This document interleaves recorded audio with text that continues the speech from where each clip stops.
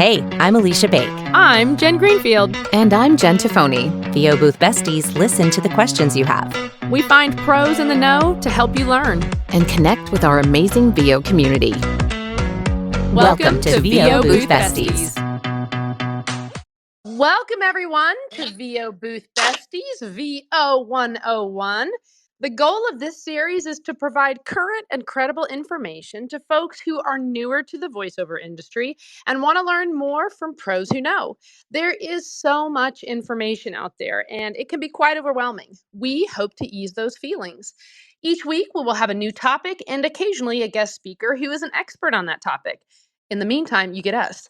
You can submit your questions through our website, boothbesties.com, or our Facebook group, and we'll do our best to include them in our discussions.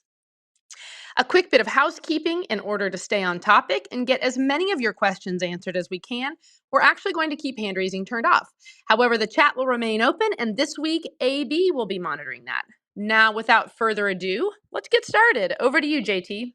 Thank you very much. We often struggle when we're starting in VO to understand what the different genres are and how to fit into them. There are a lot of names that are confusing, a lot of categories that overlap, seem to be the same thing.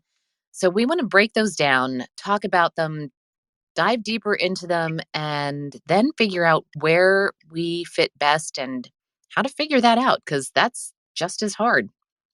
Let's start where a lot of voice actors start, and that's with narration.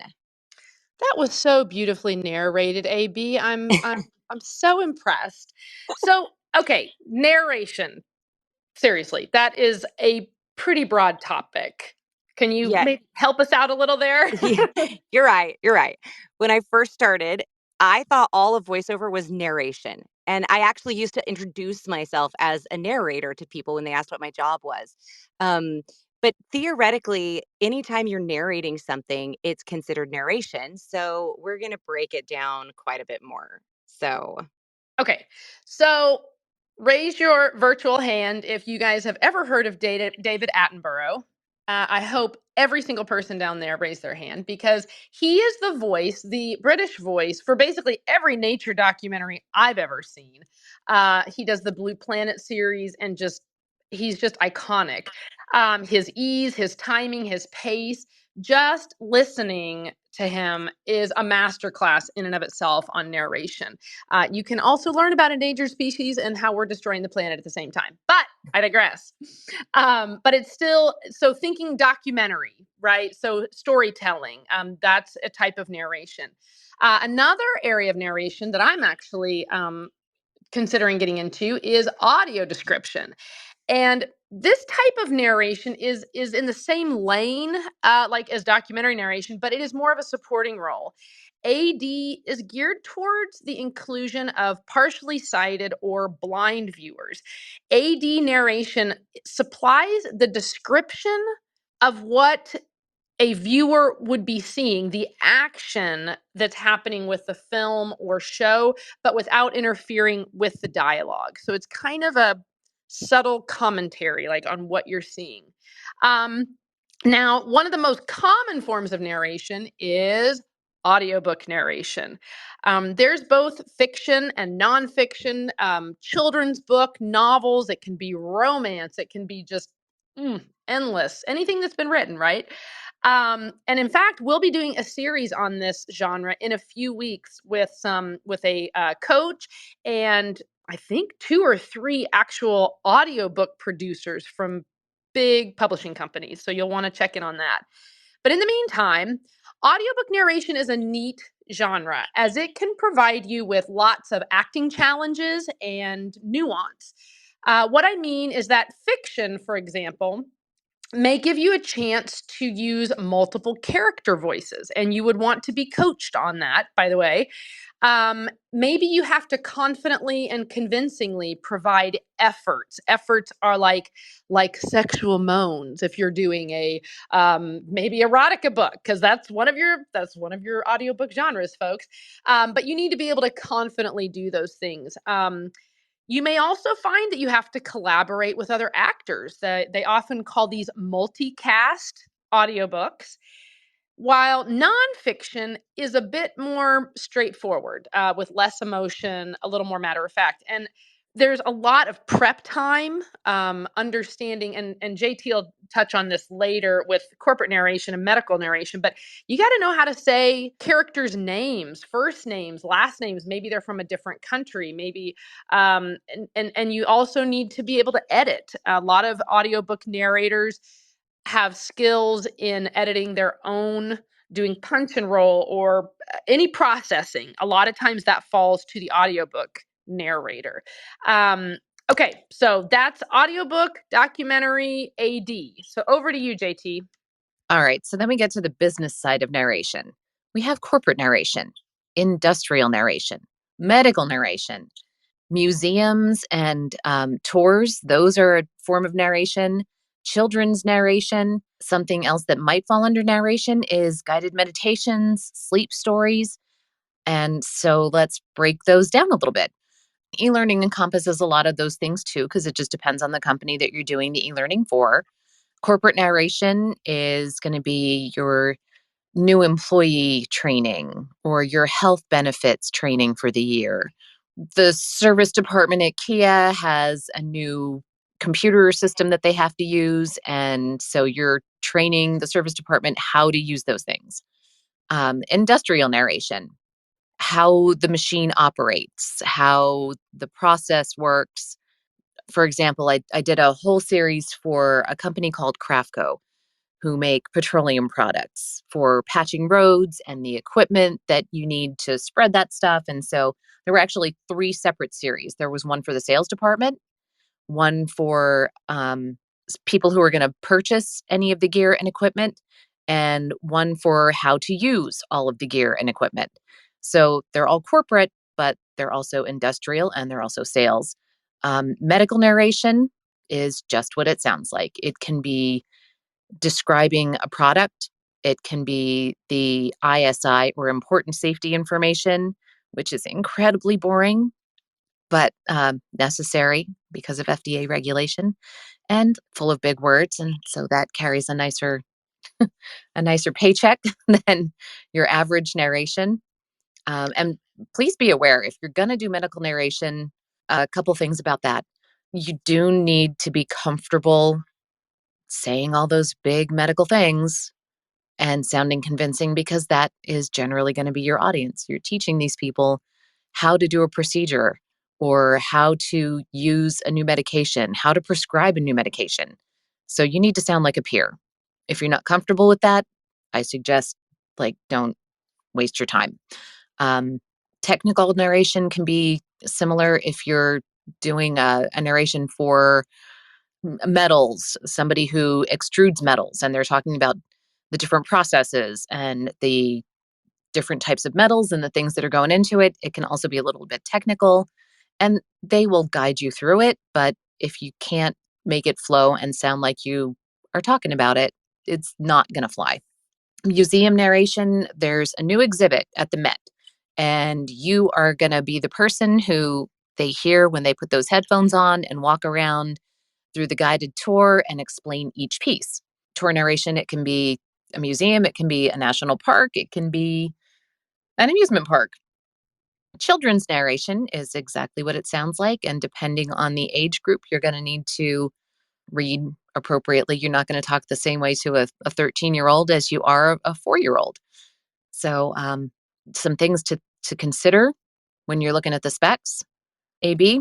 So, explainer videos. So, the first time I heard the word explainer video, I thought that that would mean like exclusively a tutorial, something that's explaining how to do something. But explainers is pretty much anything that is a non broadcast web video that explains or teaches a client's audience about who they are or what they have to offer. So, that could be anything from here's my product and why you need it videos to here's how we do business video.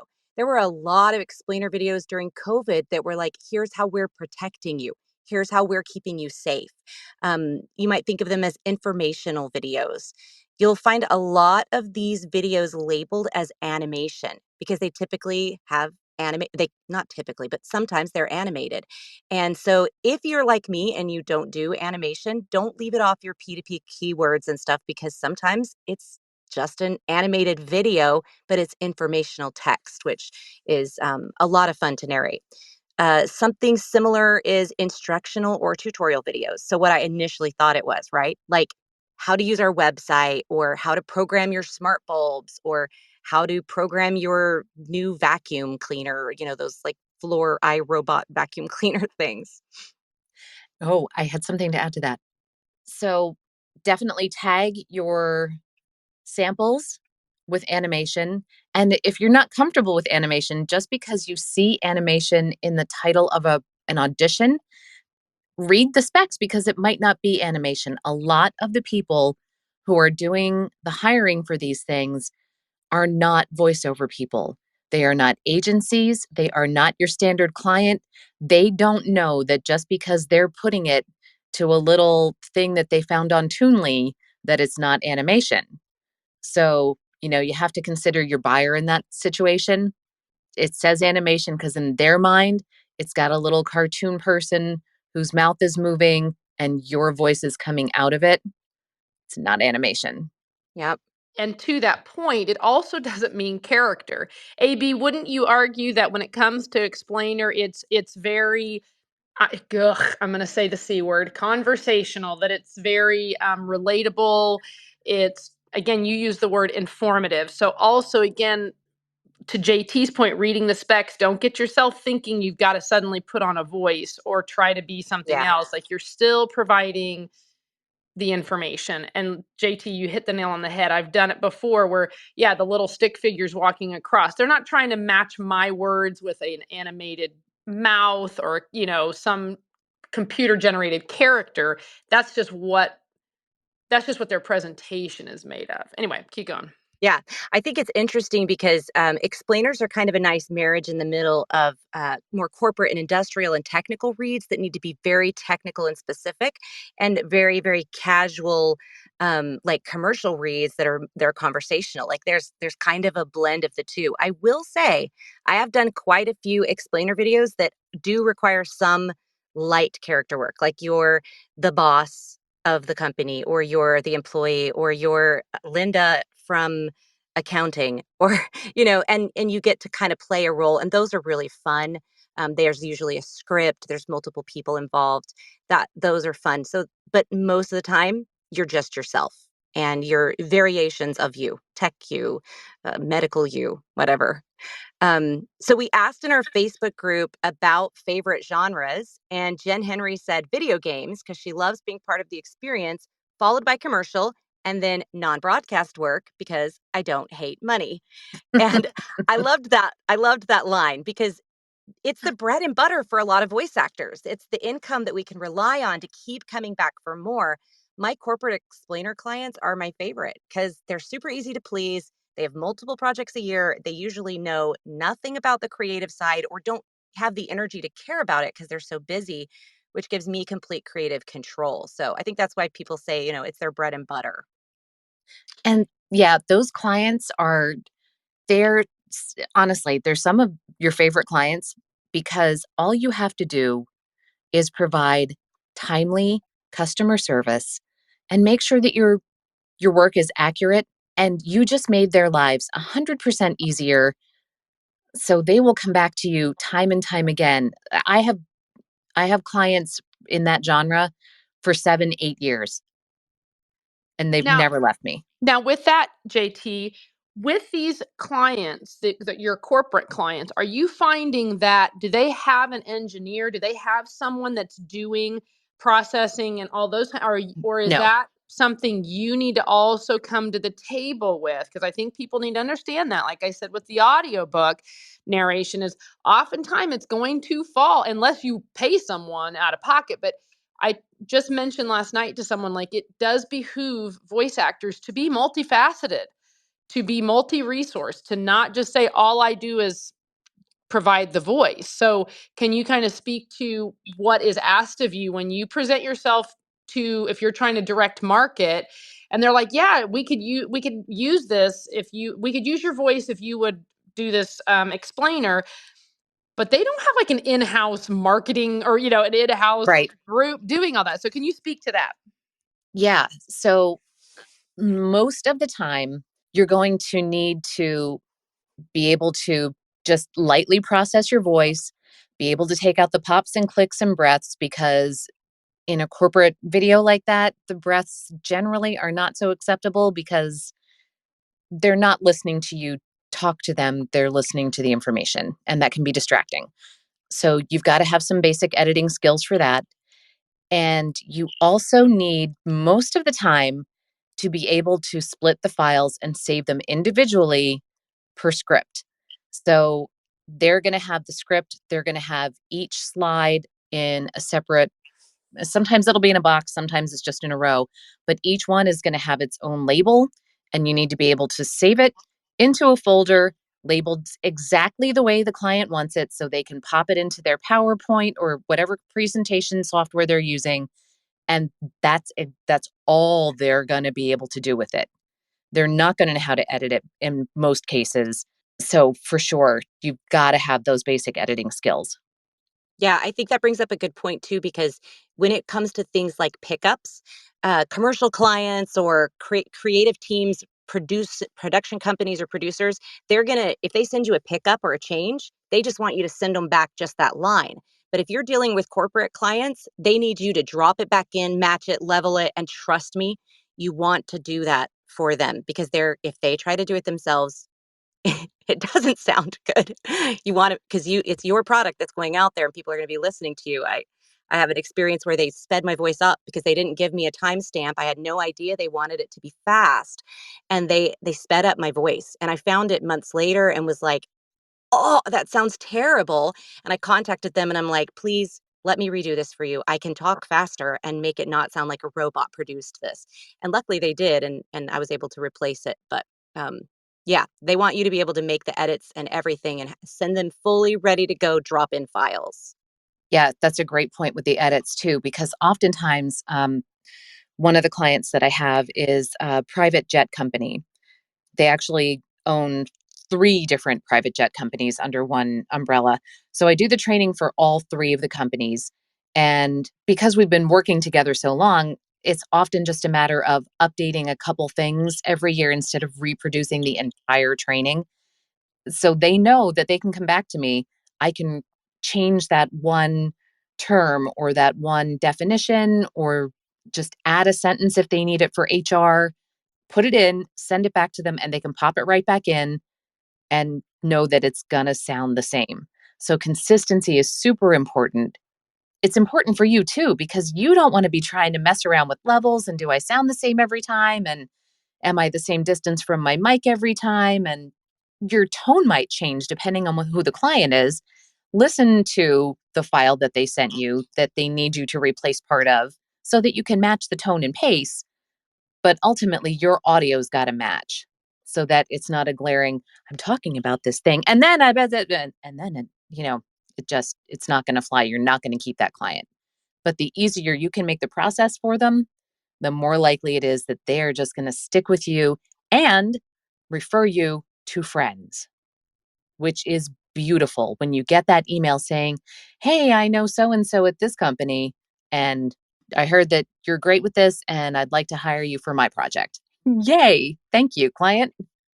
So, as AB said, Jen Henry was like, "Yeah, this is bread and butter, the corporate stuff." But I think a lot of times we as voice actors or newer voice actors are like, "Yeah, but if I do commercial, like that's where the money's at. It's just going to be big." But another part of, to circle back to what we're talking about today, are genres. And one of the things we're talking about, these are non-broadcast categories. So basically anything that doesn't have paid reach. So if you voice a video and it lives on a company's website, okay, they're not paying for it to be shown to customers through social media, for example. So that would fall under non-broadcast. They may use it for corporate social media and call it organic reach, and that's fine. But understanding that this one is about consistency and quantity of clients to help build up, again, that bread and butter, that relationship, that consistent work, but to not confuse it with, oh, I should be making, if this is going everywhere, all these different places, I should be making this certain amount of money. But understand, this is non-broadcast. So they're paying you to voice the thing, introduce, hey, welcome to our website. So glad you stopped by. That's not paid. That's going to be non-broadcast, and that's just going to live on their website as an example. So, JT, why don't you keep going with that? Right. So that's what falls under organic reach. They can use that on their social media, on their own website, on their social media page. If I record something for Microsoft and they put it on the Microsoft website, they put it on the Microsoft YouTube channel, they put it on the Microsoft Facebook page, that is still non-broadcast. That is organic reach. And those things can be used in perpetuity. So we talked about in perpetuity versus buyout with Rob a week or so ago. That's totally fine. Those things carry a smaller price tag. Those are nice, consistent clients if you can get them. Organic reach means they're not paying to have it put on there. They're not paying for it to be on a Hulu ad or a television ad. And it's also really important to document things like that, because sometimes the client may decide that they really like your voice. And oh, if we take part of that, we can make a commercial out of it and use it for paid usage and turn it into an ad on YouTube or an ad on Instagram or an ad on Hulu or an ad on Facebook, like in between things on your feed. If they do that, they should pay you, because that is now paid usage. So document when someone says in perpetuity and you agree, make sure it's in writing and they understand that if they decide later to take that and use it for any form of paid advertising, that comes with an extra cost to you. Yeah, because that's when you can get into it, cutting into your exclusivity and other things. So I typically just include a line in my contract or invoice that says the voice is to be used for unpaid non-broadcast use only. And what we talked about in the past is if it comes back, and let's say somebody does use something, you don't find out about it, you get a job working for Apple, and they find out that you had this tech read that went out 6 years ago that they're playing now as a commercial. It's not on you at that point, it's on the company that used your audio illegally. So because you'll have that contract and that documentation that you did not give them the right for that. So you just want to make sure that you're covering your bases, and always put it in writing. If you're not comfortable with contracts, put it in your invoice. That is an appropriate documentation. You can just email about it, but we recommend that you include it in something official like an invoice or a contract. And it's just as simple as including that this may be used in perpetuity for non broadcast, non paid.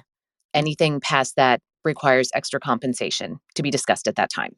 So we're getting a teeny bit off topic. We want to keep with genre, but it's important that we talk about understanding in each genre that there are, really important key features, like, is it non-broadcast? Is it broadcast? Can this be in perpetuity, and should this not be in perpetuity? So that's why we're kind of just circling back on those topics. So just to be clear, there's no worries if I'm doing explainer, if I'm doing just non-broadcast narration, that it's okay if the word in perpetuity shows up, because it just means it's going. I'm actually going to circle back to something Frank Branderosa said. Ooh, I think it was him. I want to give credit to the right person.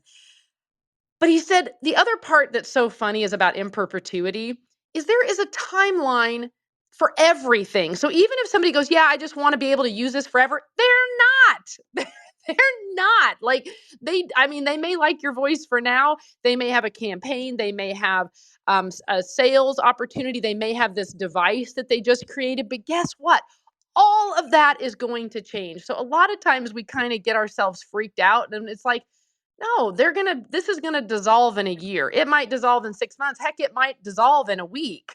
So I think, although it's important to document, like AB and JT have both emphasize.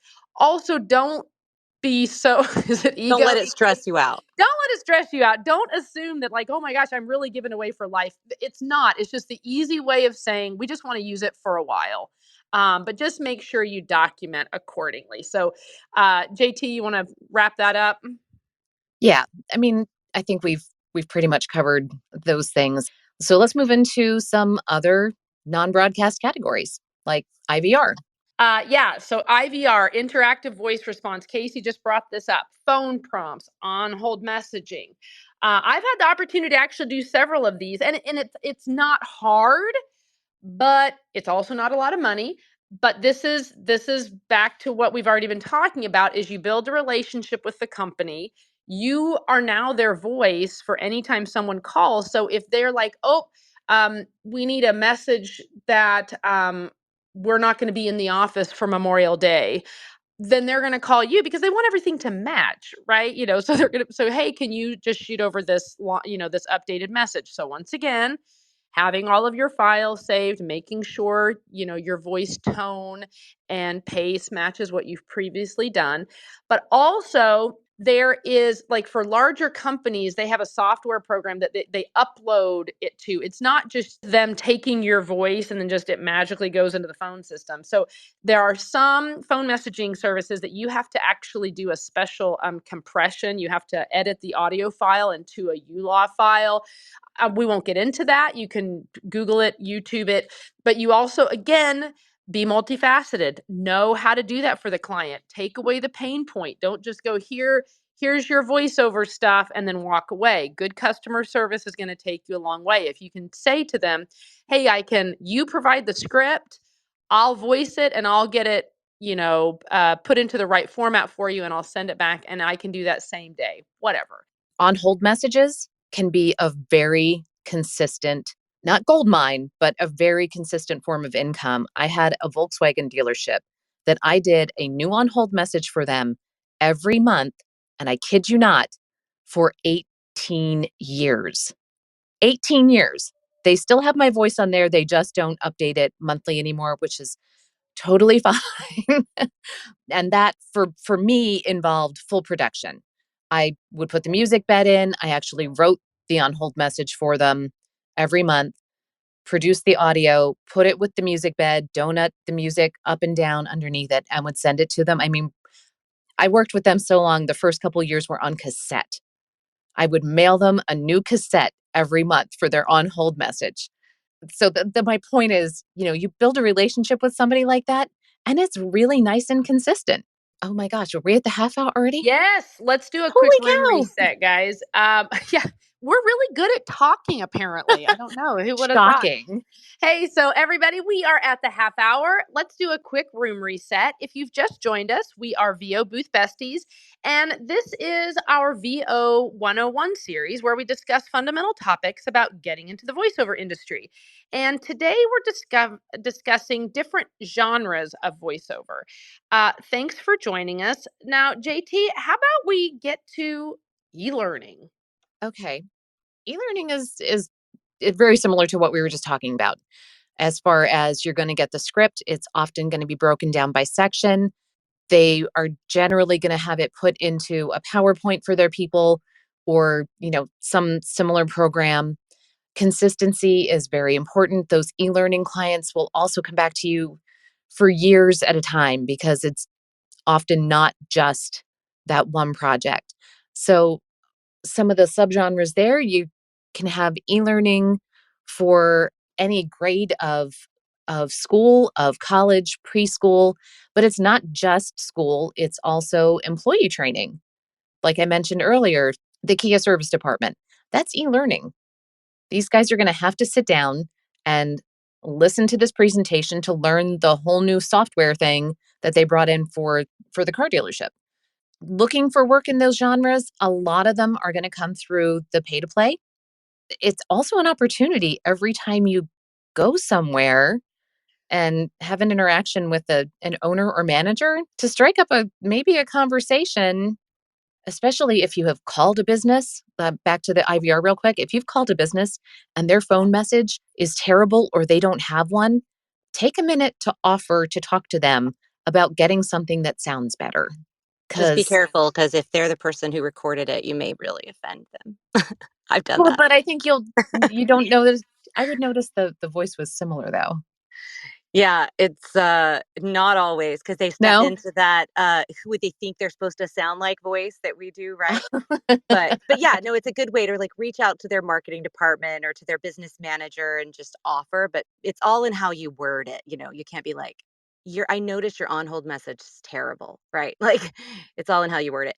Um, Well, you so can always just also say, "So who does your on hold message for you?" there you go. There you go. "Oh, it's me. It's Jane in accounting," right? Like, it's one of the other things about e-learning is the business side of it can also incorporate, like the tutorials we talked about earlier can also be considered e-learning. So it's when you're applying for jobs and you're looking at the specs, just read them really carefully and make sure you understand. E-learning is going to be typically more someone talking to a peer in our current state. Like it's not going to be as conversational. Um, sorry, it is going to be conversational. It's not going to be as professorial, like talking down to someone, right? Like it's going to be more precise. Um, let's talk about the fun stuff. Can we Yeah. talk about the fun stuff? Yeah, let's Um, move on. Two genres a lot of voice actors get really excited about. I am not one of those voice actors, but they really get excited about animation and video games. So, Jeff Burns said on our Facebook group that his favorite genre was animation and video games because it's like playtime in the booth to inhabit these worlds, whether it's something incredibly cartoony or something more on the grounded side. And Rama Rodriguez said, video games. She said, I'm a Gen Xer, having witnessed and played through the evolution of video games from Atari to PS5. From a graphics and gameplay standpoint, has been nothing short of amazing. And then you add voiceover to that with the amazing talent out there telling these stories and creating such a great gameplay experience. My goodness. So I'm going to turn this over to NJ. Yeah, I'll admit I'm in this group too. Jeff and I saw each other over the weekend, and we can bond over this. In fact, I also just recorded my animation demo when I was in LA this Woo. past weekend with Lori Allen. It was awesome. But animation seems simple enough. But it is not just about making silly voices. These characters have to be shades of you. That's Lori says that, and I love it. So and if you're not in there, it's not a believable character. And you need to be able to find the voice, whatever you're doing. You also have to be able to sustain it possibly for a long time. So if you're able to just do something silly for like a minute or a few lines, but you're like, there's no way I could do that, or my voice would be trashed if I did that for an entire show or film, you need to be mindful of that. Animation often requires great improv skills and comedic timing. AB, would you like to give us an example of funny improv real quick? I, I think No, we all AB. know I don't improv. No, she doesn't. She can improv just if you told her Not with a something, but script. yeah, not with a script. And she jokes that she's not funny, but she has her moments. Now, as Jeff mentioned, video games, on the other hand, aren't as much about being a character as they are acting, believe it or not, believe it or not. I mean, if you've seen video games lately, oh my gosh, they're full on movies. It feels like they are real. They have a storyline. There's monologues that are happening for some of these characters. The other thing about animation and video games that I want to point out is being able to do quote impressions of other actors, of other voices. Although in theory, you're like, that's awesome. That actually doesn't book you the job because in everything, we beat this horse to death. We want you. The casting, they want you. So they don't just, if you can do Donald Duck, cool. But you know what? First of all, somebody else is already doing Donald Duck. They don't need you to do Donald Duck, So find your character voices for both animation and video games that are shades of you. Um, with Yeah. video games, you need to be able to do efforts. I already gave you an effort earlier, but like fighting, like basically you're fighting with yourself in a booth on a microphone, and thinking through it. Can I give a punch? What's that sound like? Ugh. But then what does it sound like to receive a punch? Sometimes you're like, oh, I don't actually know. And being able to do that. I did a session with Coach Michael Scott. He's a very popular voice actor. And he said, oftentimes we know how to jump up. We know how to say or make the sound of, but then we forget to come down. We forget to land. And I was like, oh my gosh, that you've got to really be able to think through that. So anyway, that's another genre, but it's although in theory it seems simple and just fun, it's actually very complex, very nuanced. Now, go ahead, JT. Last night and last Wednesday night, I was actually in animation sessions with Marlo Weber Green from CESD. And it was really interesting. There were 14 actors in the sessions. And last night, anyone who tried to give her a character on their first read, she'd come back and say, "Great, but now I want to hear you." So it's not as charactery and cartoony and the way that it used to be. And somebody chose the old man from The Simpsons. I don't remember his name. It's been a long time since I watched that. And he did a great impression of him. But she was like, "Okay, but now you need to be him. You need to be the crotchety old guy because if I'm going to book you, I need to hear you, not Mr. Burns. Mr. Burns. That was it." And I found that really interesting because I have never done an animation coaching like that before. And so, yeah. Yeah, you're really reinforcing what we're saying. And guys, this is across all genres. Everything we're talking about, there needs to be a human experience or people will not engage. They won't connect. So just know that that applies on all genres. One more genre that is anime. I actually won't speak to this because I haven't studied it. I haven't coached on it. But what most of you know, and if you don't know, it's more of a combination of animation and character, but with dubbing. And so, guys, if you're interested, please, you can use the interwebs, Google it, find out more. You can also find anime production houses, but it's another genre to consider. So that's why we're including it. But none of us have done it or coached on it, so we won't speak to it specifically. All right, AB. There's also a whole category for toys and games. Some people make their entire career voicing characters for toys and children's games. That might include apps for kids or even apps for adults. I know that I've been the voice of a couple of children's app characters in the past, and that's a lot of fun. We also didn't mention VR and the virtual world. And Marie was telling us that she is the voice of some things in the metaverse, so that's a lot of fun. Oh, cool. Um, Next, we have commercial, and that includes both TV and radio. And I would even add some paid web usage. And that typically refers to any paid advertising. So we think of big national spots here, but it means a variety of things, including local TV, radio tags. Like when you watch a whole commercial at the end, it says something like, on our August 25th, head down to the Good Feet store and get your feet checked today. Like that's a tag. And those are great. Sorry, I have to tell a really, really fast story. There was a guy on LinkedIn and he had this whole video and he was like, and it was like big, it was like for Spider-Man. And he's playing the whole trailer. And I mean, and it keeps saying at the bottom, he put wait for it. And it's clearly not his voice, but it's this entire trailer. And he goes and goes and goes and goes and goes. And you see him lift his finger and he says, rated R. And I mean, we were dying laughing because we were like, oh my God, I just sat through like a minute and a half trailer. We kept thinking, like, you're it. He was rated R. And you know what? It counts.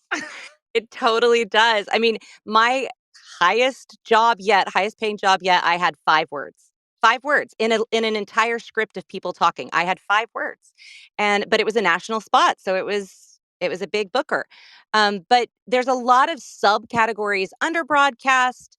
And I think everybody kind of knows what we're talking about with commercial, but I love what Paul Schmidt said on our Facebook group. He said, the nuance and intention that commercial requires is more challenging to me than any other genre. I think it's the second most difficult genre in VO, fictional audiobooks being the most difficult, so much so that I don't even attempt them. That nuance and really finding yourself in the script and playing characters without really playing characters, commercial can be very hard. So some subcategories under that are automotive, Broadcast narration. We talked with Tina Marasco on Monday about in-show narration. That is a type of broadcast narration. Promo and imaging. JT, do you want to talk a little bit about what promo and imaging are? Those are words that when you first get into VO, you don't really necessarily know what they mean. I love those things. Yes, I will happily talk about that. So promo, generally you'll think of you're watching a network and an ad comes on for their next show coming up on Thursday. So that's promo. Coming up on Thursday, the Real World Housewives, I don't watch reality shows, so I'm making this up. The Real World Housewives get into a pickle. What will they do? Find out Thursday on NBC. Promo. Um, Imaging would be similar, giving you the feel for a show or a product that it's not so much commercial, just setting the It's like a short tone. advertisement. Right, but not really telling you anything about the product itself. It's not going to tell you the latest features, and it's going to just kind of give you a feel for the product. If it's Rolex, you're going to watch that and just know it's high end Okay. without trying to sell you a Rolex. All right.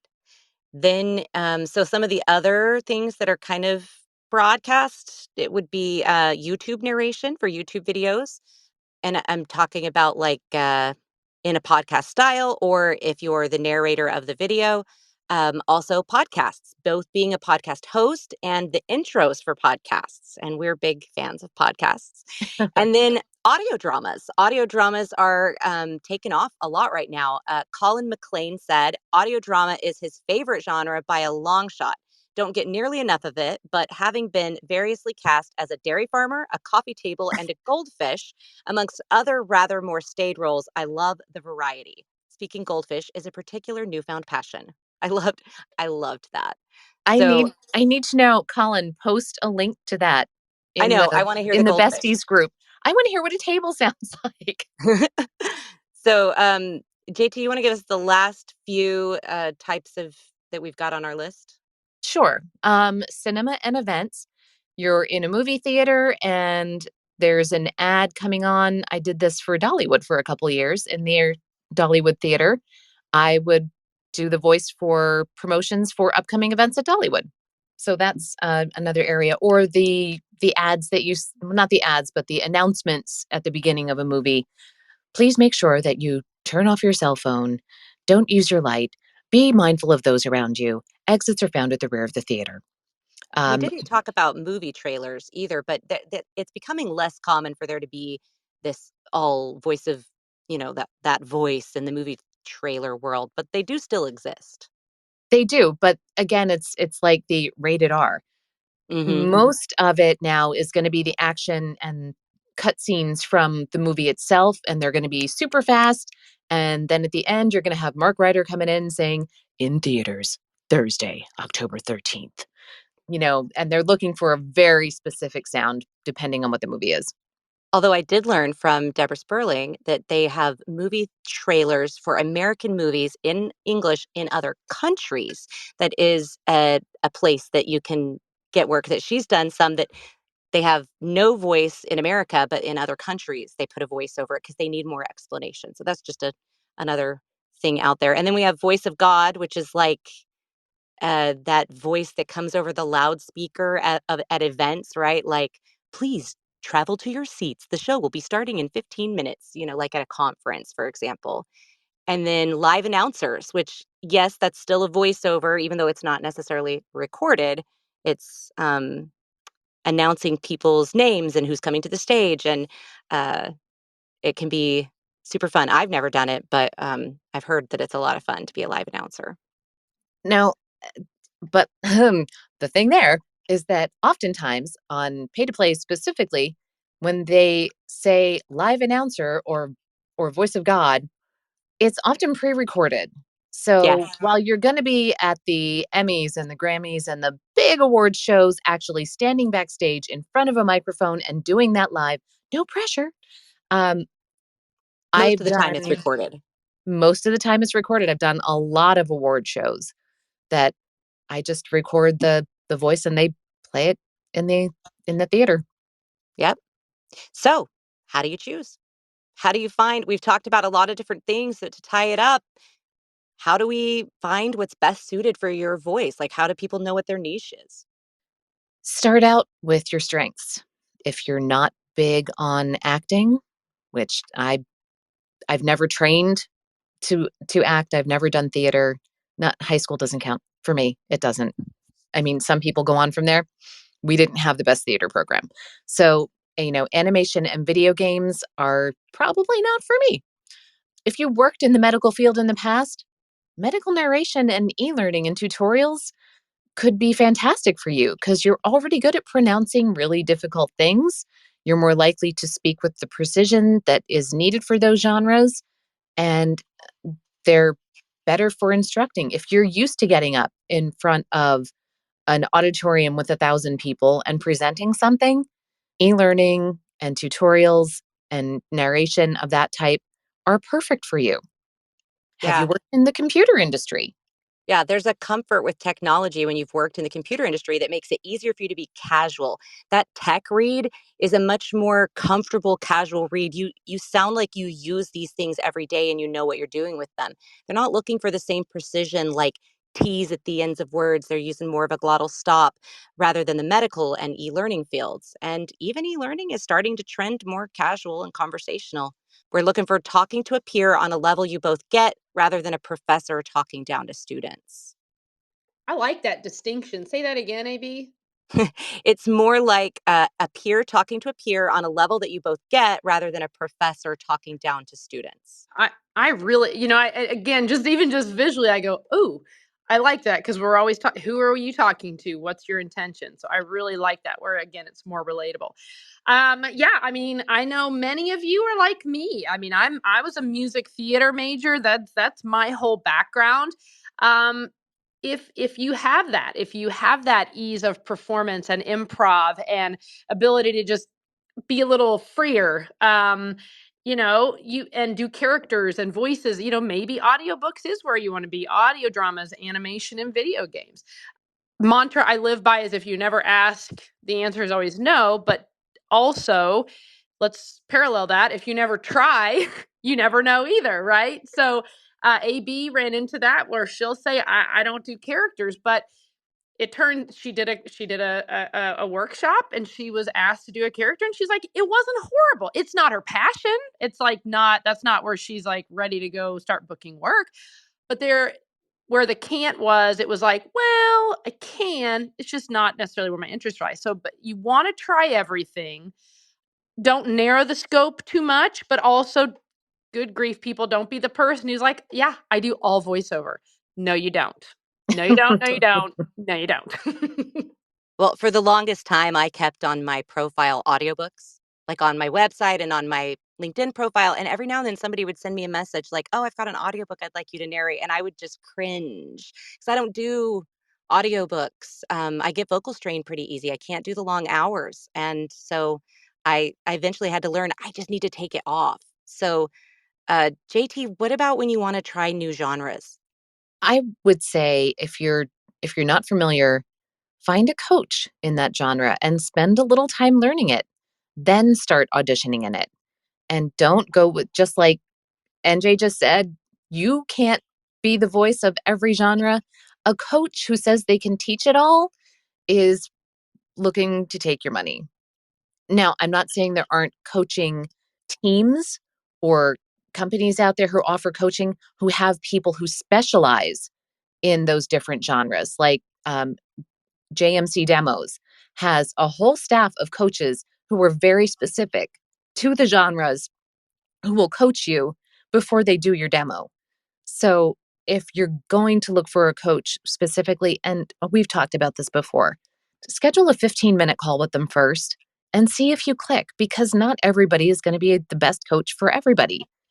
Find one who works for you, who you're comfortable with, and who you feel offers what you're really looking for and just clicks with your personality, or you're not going to learn anything. Yeah, I think it's really important to vet the coaches to talk. You can ask in our Besties Facebook group, say, hey, I'm looking for a coach in animation, or I'm looking for a coach in video games. I noticed in our comments somebody asking someone else who they are currently coaching with. And that's a great way to find good resources. So I think it's also important to know your weaknesses and your boundaries. Like we mentioned earlier that I don't do funny, right? I like that's a limit. I know.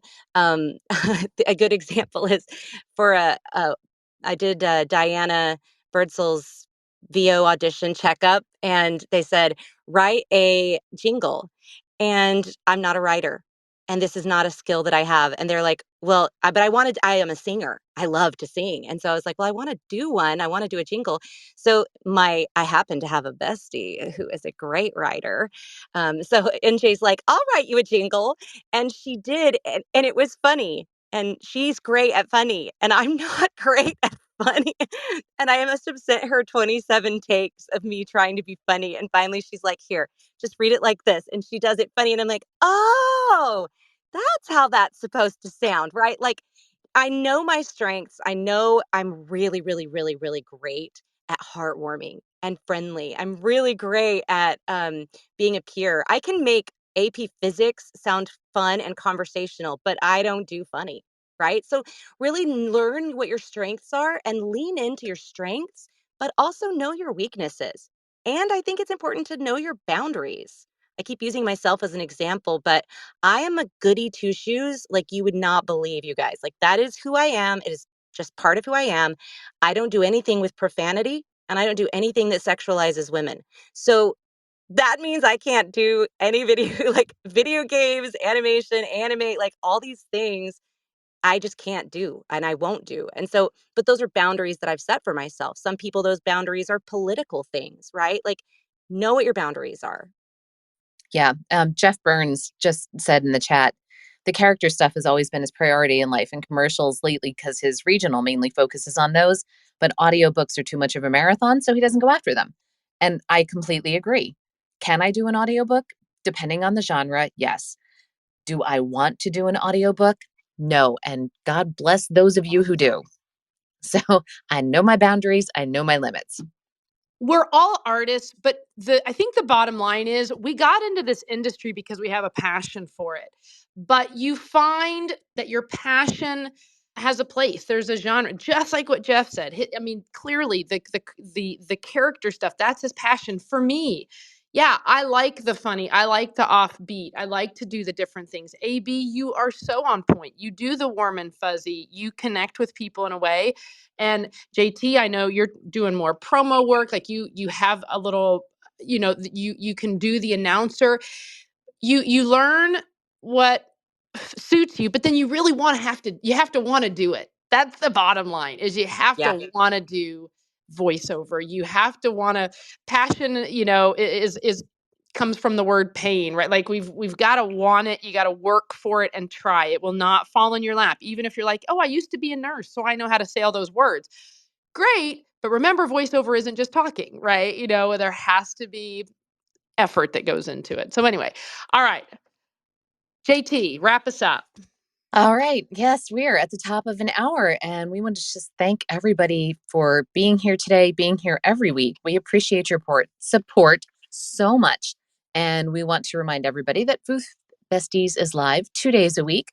We invite you to join us on Monday nights at 5 Pacific, 8 Eastern, and Thursdays for our VO-101 series at 10 and 1, 10/1, because it's all the same time. And meantime, be sure to connect with each of us on LinkedIn, join the VO Booth Besties Facebook group. Replays are available to listen to on our website, boothbesties.com, on YouTube podcasts, or anywhere you find your favorite podcasts. Be sure to share your comments, like, and subscribe, you guys. This actually really helps us when you add comments and thumbs up or like and subscribe to our podcast. Even if you listen live, go over and do us that favor. It helps us out. Sign up for the VO Booth Besties Monday newsletter so you know what's coming up in the week ahead. And you'll find discounts from our affiliate partners there as well. Like Tina Marasco just added a 10% off discount if you want to buy her VO library. Yeah, we've got Paul Schmidt on there. We're working with George the Tech. We've got some really great people that are supporting what we're doing, and in turn want to help you guys and help save money for you if you're interested. So Monday is a holiday. Guys, take the 3-day weekend. I hope you guys chill and hang out with family and friends, or sit alone. No, don't be alone. We're already alone in the booth all day. So we will not have a Monday Clubhouse, but we will be back on Thursday. And as part of our VO-101 fundamental series, right, learning about VO, we're going to start talking about websites and web design. So we hope you'll join us. And in the meantime, guys, thanks for being here and have a fabulous day. Hey, everybody. Thanks for listening to another episode of VO Booth Besties. Be sure to subscribe to our podcast. Well, pretty much anywhere they're playing podcasts. And follow us on Instagram and Facebook so we can keep the conversation going. VO Booth Besties. Yeah, it's a thing.